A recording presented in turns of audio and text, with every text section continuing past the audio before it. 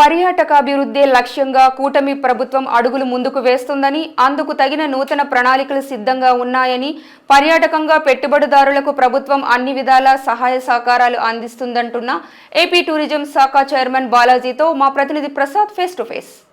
ఆంధ్ర రాష్ట్రంలో పర్యాటకాన్ని పరుగులెత్తే దిశగా ఇటు కూటమి ప్రభుత్వం కృషి చేస్తుందని స్పష్టంగా అర్థమవుతోంది. ఎందుకంటే గత ప్రభుత్వ హయాంలో చూసుకుంటే కనుక జరిగినటువంటి పర్యాటక అభివృద్ధి ఏ విధంగా ఉంది, అదేవిధంగా కూటమి ప్రభుత్వం అధికారంలోకి వచ్చి 7 నెలల కాలంలో పర్యాటక అభివృద్ధికి సంబంధించి ఎటువంటి చర్యలు చేపడుతున్నారు, ఎటువంటి సమ్మిట్లు నిర్వహిస్తారనే విషయం ఈరోజు మనతో మాట్లాడడానికి అయితే కనుక ఏపీ టూరిజం చైర్మన్ బాలాజీ గారు మనతో ఉన్నారు.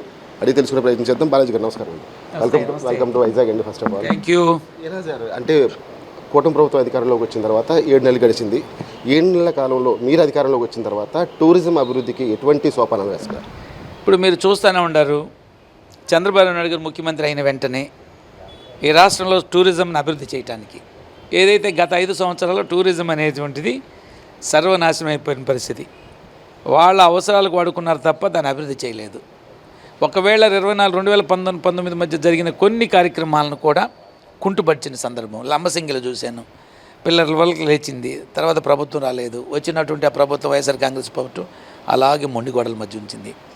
అలాగే అరకులో 2 కోట్లతోటి స్టాల్స్ పెట్టున్నారు, రూములు మంచి బిల్డింగ్ కట్టి, అది అట్నే ఆపరేషన్ లేకుండా వదిలేశారు. లేదా 2019 మొన్న 24 ముందు గవర్నమెంట్లో ఒక 150 కోట్ల పేరుతోటి రెనోవేషన్ యాక్టివిటీస్ చేయించారు.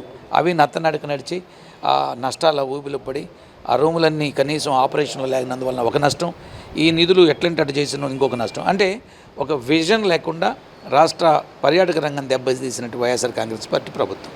చంద్రబాబు నాయుడు గారు అధికారంలోకి వచ్చిన వెంటనే అనేక ఆటుపోట్ల మధ్య, అనేక కష్టాల మధ్య, అనేక దుర్మార్గాల మధ్య, అనేక అణచివేతల మధ్య ఈ రాష్ట్ర ప్రజలు ఒక ప్రజాస్వామ్య ప్రభుత్వాన్ని కోలి ఒక విజన్ లీడర్ కావాలి, తిరిగి చంద్రబాబు నాయుడు గారు లాంటి ఒక విజన్ లీడర్ ఉంటేనే రాష్ట్రం తిరిగి అభివృద్ధి చెందినటువంటి సత్సంకల్పంతో అనేక కష్ట నష్టాలు, అనేక ఉద్యమాలు చేసి, అనేక ఒత్తిడిని ఎదుర్కొని తిరిగి చంద్రబాబు నాయుడు గారిని ముఖ్యమంత్రిగా తీసుకొస్తే చంద్రబాబు నాయుడు గారు రాష్ట్ర అభివృద్ధితో పాటు పర్యాటక రంగ అభివృద్ధి చేయడానికి ఒక అద్భుతమైన టూరిజం పాలసీ తీసుకొచ్చారు. ఎప్పుడైతే టూరిజం పాలసీ రావడం జరిగిందో అనేక రాయితీలు, అనేక ఫెసిలిటీసు ఆ టూరిజం పాలసీలో ఉన్నాయో అట్రాక్ట్ అయిన ఇన్వెస్టర్స్ కూడా టూరిజం డెవలప్మెంట్కి ఇన్వెస్ట్ చేయడానికి, తద్వారా ఇన్వెస్ట్ చేస్తే తమ ఇన్వెస్ట్మెంట్స్ కొంత సెక్యూరిటీ ఉంటుంది, లేదా భరోసా ఉంటుంది నమ్మకంతో రావడం కూడా జరిగింది. ఇప్పటికీ ఆ టూరిజం పాలసీ వచ్చిన తర్వాత 2 ఇన్వెస్ట్మెంట్ సదస్సులు కూడా నిర్వహించింది. ఒకటి విజయవాడ, రెండవది నిన్న జరిగినటువంటి విశాఖపట్నం సమ్మిట్. సో ఈ మధ్యకాలంలో ఈ గ్యాప్లోనే విజయవాడ టు వైజాగ్ ఇక్కడికి వచ్చేసరికి నిన్న 8 మంది పెద్ద ఇన్వెస్టర్స్ వచ్చి 1217 కోట్ల రూపాయలు పెట్టుబడి పెట్టడానికి ఎంఓఏలు కావటం, ఒక 66 ఎకరాలు 36 ఏకర్స్ గవర్నమెంట్ ల్యాండ్, ఒక 36 ఓన్ ల్యాండ్. ఈవెన్ సొంత భూముల్లో కూడా టూరిజం పర్మిషన్ తీసుకొని ఏదైనా టూరిస్ట్ యాక్టివిటీస్ చేస్తే, ఏదైనా రెస్టారెంట్స్, హోటల్స్, ఇక ఏదైనా రిక్రియేషన్ ఈ ఆర్గనైజేషన్స్ తీసుకొస్తే వాటికి కూడా టూరిజం ఆ బెనిఫిట్స్ ఇస్తుంది. కాబట్టి private investors to establish in their own lands ముందుకు రావడం జరిగింది. సో ఒక 1217 కోట్లు, ఒక 66 ఎకరాలు. అండ్ దెన్ నెక్స్ట్ నిన్న జరిగిన సమ్మిట్లో ఒక 100 మంది given their expression of interest. So ఈ స్టేట్లో టూరిజం అభివృద్ధి ముందుకెళ్తున్నదానికి ఇవన్నీ సంకేతాలు. ఒక పక్క మంత్రి గారు కావచ్చు, ముఖ్యమంత్రి గారి సహాయ సహకారాలతో, స్ఫూర్తితో, వారు ఇచ్చినటువంటి భరోసాతో మంత్రి and secretary, MD, myself as the chairman of the tourism corporation అందరం కలిసి ఆంధ్రప్రదేశ్లో టూరిజం అభివృద్ధికి గత ప్రభుత్వం చేసినటువంటి అనాలోచిత చర్యలు అయితే ఉన్నాయో, గతంలో టూరిజం కార్పొరేషన్లో జరిగినటువంటి అవినీతి అవకతవకలేను వాటి మీద కూడా సమగ్రమైన దర్యాప్తు చేయించడానికి కూడా సిద్ధంగా ఉన్నాం. సార్ ఇప్పుడు టూరిజం అనేటువంటి ముసుగులో నాయకులు భూదోపిడీ చేస్తారన్నటువంటి నానుడైతే కనుక ప్రజల్లో బాగా పాతుకుపోయింది సార్. ఎందుకంటే టూరిజం పేరు చెప్తారు, అక్కడ నుంచి ఆ చుట్టుపక్కల ఉన్న ప్లాన్ అంతా కూడా భూములు కాజేస్తారన్నటువంటి ఒక నానుడైతే ప్రజల్లో ఉంది. దానికి మీ సమాధానం? ఈ ప్రభుత్వం అలాంటి సహించదు. ఎక్కడైనా మీరు ఈ టూరిజం ద్వారా భూమి దుర్మార్గంగా తీసుకున్నారు, దాని మీద కూడా ఎంక్వైరీ చేపిస్తున్నాం. నేనైతే ఏదైతే ముఖ్యమంత్రి గారు నన్ను పర్యాటక శాఖ, అభివృద్ధి శాఖ చైర్మన్గా నియమించారో సెప్టెంబర్ 24న, అప్పటి నుంచి October, November, December and January, mid January ఈ 4 నెలల్లో అన్ని ప్రాంతాల్లో తిరిగాను. చాలా వరకు 70% తిరిగాను. ఎక్కడైనా అలాంటి దృష్టికి వచ్చినప్పుడు ఎవరన్నా భూ కబ్జాలు చేసి ఉంటే, మోసం చేసి ఉంటే వాటి మీద ఒక సమగ్ర విచారణ జరుపుతున్నాం. అలాంటి వాటి మీద చర్యలు జరుపుతాం.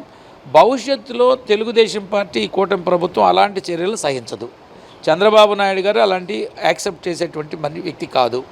ఆయన ట్రాన్స్పరెంట్గా ఉండాలి, ప్రజలకు జవాబుదారీగా ఉండాలన్నటువంటి ప్రభుత్వాన్ని ఏర్పరిచారు.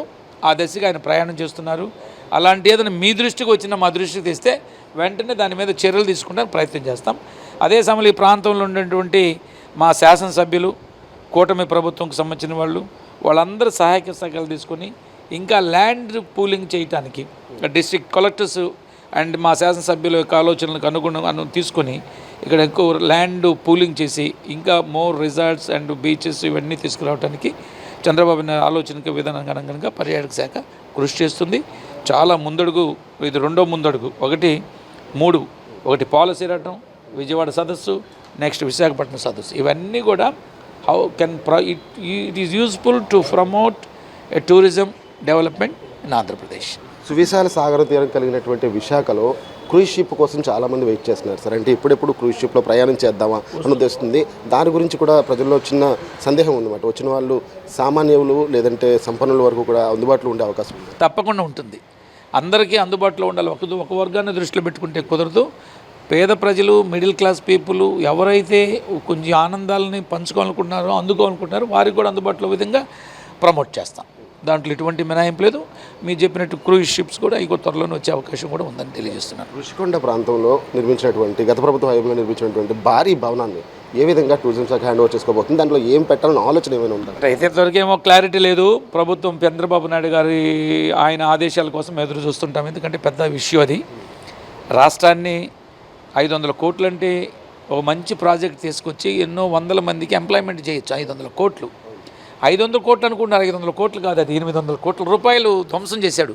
అక్కడ ఉండేటువంటి రూములు పడగొట్టి నెలకి ప్రతిరోజు నెలకు 1 కోటి రూపాయలు వచ్చే ఆదాయాన్ని, 200 కోట్ల రూపాయల ఆస్తిని, ఒక నెలకు వచ్చే ఆదాయాన్ని, ఇవన్నీ తర్వాత మొత్తం 300, 500, 800 crores ప్రాపర్టీని, డబ్బుల్ని దుర్వినియోగం చేసినట్టు జగన్మోహన్ రెడ్డి గారు.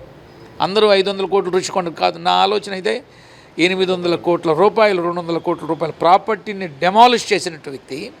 తద్వారా నెలకు వచ్చే 1 కోటి రూపాయలని ఈ 4 సంవత్సరాలు చూడండి. సో 800 crores నాశనం చేశాడు. మరి దాన్ని ఏం చేయాలి? ఎందుకంటే నేను కూడా చూశానండి. అదేం చేయడానికి అర్థం కాదు. వాడు శిలాఫలకలు వేసుకుని ఆయనకేదో ప్రిన్స్ బ్రిటిష్ రాజుల వ్యవస్థలాగా ఉంది తప్ప ఒక ప్రజా పరిపాలన కూడా ప్రజల ద్వారా ఎన్నికైనటువంటి వ్యక్తి. ఇప్పుడు రాజరికం వేరండి. గతంలో రాజులు వేరు, వాళ్ళ భవనాలు, వాళ్ళు ఎక్కువ దిగుతుంటే ఎవరు అక్కడంటే చప్పట్లు కొడితే సినిమాలలోగా అలా అనుకున్నాడు ఆయన. చప్పట్లు కొడితే డోర్లు ఓపెన్ కావటం, చప్పట్లు దిగితే ఇంకో రకంగా. అది చూస్తే రోమ్ తగలబడుతుంటే నీరో చక్రవర్తి ఫీడర్లు వాయించుకున్నట్లుగా ఉందా తప్ప ప్రజల ద్వారా ఎన్నుకోబడి ప్రజలకు జవాబుదారీగా ఉండాలనే ముఖ్యమంత్రిలాగా కాకుండా ఒక అరాచక వ్యక్తి తన మనసులో ఉన్నటువంటి ఏదైతే కోరికలు ఉన్నాయో ఇప్పుడు సినిమాలో చూపిస్తారు రాక్షసులకు వాళ్ళకు ఉన్నట్టు ప్రవృత్తి, వాళ్ళ మనసు ఎట్టుంటుందో ఒక విశృంఖలత్వంగా అది ఆయన బయట పెట్టుకున్నాడు తప్ప పరిపాలకును నేను చూసాను. జిల్లా పరిషత్ చైర్మన్ పనిచేశా, అంతకుముందు కార్పొరేషన్ చేయమనిచా. అంతకుముందు మన ప్రతిపక్షంలోనూ బయట ఉంటే మాట్లాడటం వేరండి. ఒకసారి we SIT in that chair as a responsible person ప్రతి రూపాయి లెక్క కనపడుద్ది. ఎలాంటి వాళ్ళు ఖర్చు పెట్టడానికి కుదరదు. ఎలా అంటే ఇప్పుడు నేను కార్పొరేషన్ చైర్మన్ అంటే అన్ని హంగుములు ఆర్భాటాలతో తిరగాలంటే మనసు ఒప్పుకోదు. ఎందుకంటే మనం we must be responsible, we must be answerable to the people. ఆయన ఏమనుకున్నాడంటే నేను సర్వసత్తాక ఇది April 26 నేను మనకు January 26 ఏదైతే రిపబ్లిక్ డే అనుకున్నాడో ఆయనకు వచ్చింది అనుకున్నాడు ఆయన. ఈ వ్యవస్థలో ఒక విచిత్రమైన వ్యక్తి ఉన్నారంటే నాకు తెలిసి ఒక 50 సంవత్సరాలకు 60 దాటింది. ఒక elementary school, high school days నుంచి కూడా రాజకీయాల్లో అనుభవం ఉంది. చూస్తుండే వాళ్ళమే స్టూడెంట్ లీడర్గా వచ్చాను. ఇలాంటి ఒక డిఫరెంట్ పొలిటీషియన్ నేనైతే చూడాలి ఆంధ్రప్రదేశ్లో. ఎందుకంటే అదేందండి ఆ బిల్డింగ్ కట్టమేంది, మీకు చెప్పండి ఏం చేస్తే ఉపయోగపడుతుంది. మీరందరూ సలహా ఇస్తే మేము కూడా బాబు గారికి సలహా ఇచ్చి సరే ఇలా అనుకుంటున్నారు విశాఖ ప్రజలందరూ, పెద్దలు లేదా ప్రెస్ వీళ్ళందరూ, అదేం చేయాలి ఏం అర్థం కాలేదు. ఆయనకు అర్థం కాలేదు, చూసే మేము కూడా. దేనికి పనికిరాదు, కాన్ఫరెన్స్ హాల్కి పనికిరాదు, హోటల్స్కి పనికిరాదు, ఏదన్నా ఇంకొక పర్పస్కి పనికిరాదు, లేదా రేపు గవర్నమెంట్ సెక్టర్ ఆఫీసులు తీసుకురాడు. ఆయన ఒక రాజభవనం బ్రిటిష్ ప్రిన్సెస్ ఎలా ఉంటారో వాళ్ళ భవనం లాగా ఉంది తప్ప ఇది ప్రభుత్వం తీసుకోవాల్సిన నిర్ణయం కాదు, దుర్మార్గమైన నిర్ణయం. అది జగన్మోహన్ రెడ్డి అదొక అతపాతాళానికి తొక్కివేయటంలో ఆ ఋషికొండ బీచ్ కూడా ప్రధాన కారకం. ఒకటి ప్రజావేదికను కూలగొట్టడం, నంబర్ 1 ఆయన టెన్యూర్ ముఖ్యమంత్రి అయిన వెంటనే తీసుకున్నటువంటి ఒక అనాలోచితమైనటువంటి ఒక ధ్వంసమైన ఆలోచన ఏదైతే డిస్ట్రక్షన్ నేచరు అది.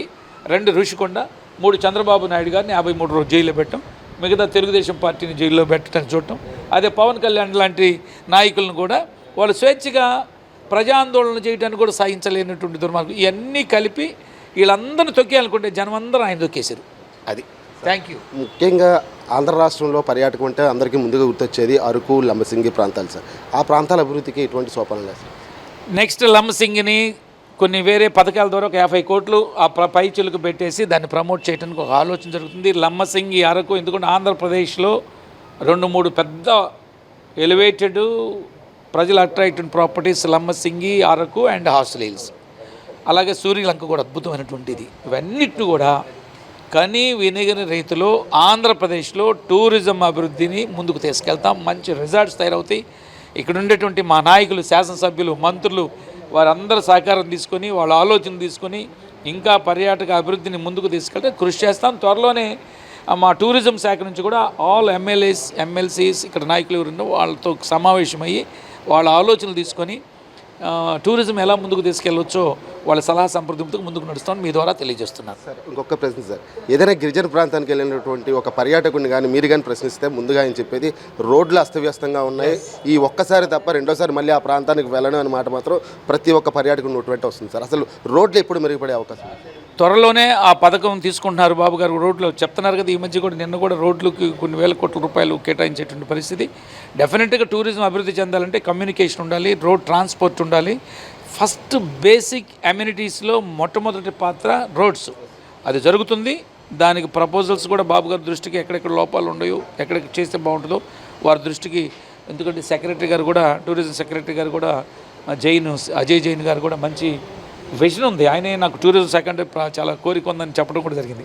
అలాంటి వ్యక్తి గారికి వచ్చిన వారి ద్వారా మాకున్నటువంటి యాక్సెసిబిలిటీ కాబట్టి అధికారుల ద్వారా కూడా ముఖ్యమంత్రి గారితో డిస్కస్ చేసి ఆ విధమైన మీరు చెప్పినట్టు విధంగా ట్రైబల్ ఏరియాస్లో, ఎందుకంటే ఇక్కడ చేయాలా, ట్రైబల్ పీపుల్, అమాయకులు, చాలా లో ఆర్థికమైన వసతులు, అలాంటి ప్రాంతాలు ఇదన్నీ డెవలప్ అయితే ఎంప్లాయ్మెంట్ జనరేట్ అవుతుంది, వాళ్ళ ఆర్థిక స్థితిగతులు పెరుగుతాయి.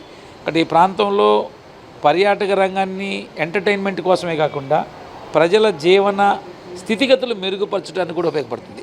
కాబట్టి ఆ ట్రైబల్స్ జీవితాల్లో మంచి వెలుగులు నింపేదానికి టూరిజం అభివృద్ధి చేయాల్సిన అవసరం ఉందనేది నా సొంత అభిప్రాయం కూడా. Because they are under developed, under privileged అలాంటి వ్యక్తుల్ని సమాజంలో మిగతా వర్గాలతో పాటు అభివృద్ధి చేయాలంటే వారికి కావాల్సినటువంటి అమ్యూనిటీస్, వారికి కావాల్సిన బెనిఫిట్స్ చేసి వాళ్ళు కూడా ఆర్థికంగా విద్యా ఉద్యోగ రంగాల్లో ముందుకు తీసుకునే ఆవశ్యకత ఉంది. తెలుగుదేశం పార్టీ కూటమి డెఫినెట్గా will work for the development of tourism in these areas. చివరిగా సార్ మీరు ఇన్వెస్టర్స్కి ఇచ్చే పిలుపు ఏమైనా ఉందా సార్? నమ్మకంతో రండి ముందుకి. ఈ ప్రభుత్వం ట్రాన్స్పరెంట్గా ఉంటుంది, ఎటువంటి అడ్డంకులు సృష్టించదు, ఎటువంటి లావాదేవీల కోసం, బ్రైబ్స్ కోసం ఈ ప్రభుత్వం ఇన్వెస్టర్స్ని ఇబ్బంది పెట్టదు. ట్రాన్స్పరెంట్గా మీ పెట్టుబడులు ఆంధ్రప్రదేశ్ అభివృద్ధికి దోహదపడటానికి, మీరు ఆంధ్రప్రదేశ్ అభివృద్ధికి శ్రీరామ రక్షగా నిలవడానికి ఈ ప్రభుత్వం అన్ని విధాలుగా కృషి చేస్తుంది, సహాయపడుతుంది, అండగా ఉంటుంది. మీ సమస్యలు మా సమస్యలుగా అనుకొని పనిచేసి మీకు వెసులుబాటు కల్పించి మీకు అండగా ఉండడానికి కృషి చేస్తుంది. ఇది బాలాజీకి సంబంధించినటువంటి అంతరంగం. అయితే చూస్తే కనుక రానున్న 4.5 సంవత్సరాల్లో కూడా టూరిజంని ఒక బాటలో తీసుకొచ్చి గత ప్రభుత్వం చేసినటువంటి తప్పుదాలు ఏది కూడా చేయకుండా పెట్టుబడిదారులకు నిరంతరం అండగా ఉంటాను, అదేవిధంగా పర్యాటక అభివృద్ధికి మాత్రం పెద్ద సోపానం వేస్తాను, గిరిజన ప్రాంతాలతో పాటుగా దిగువ ప్రాంతాలన్నింటినీ కూడా అభివృద్ధి చేసి తీరుదామని చెప్పి ఈరోజు బాలాజీ గారు చెప్తున్నారు. కనిపిస్తుంది. కెమెరామెన్ సూర్యబాబుతో ప్రసాద్, జీటీవీ న్యూస్, విశాఖపట్నం నుంచి.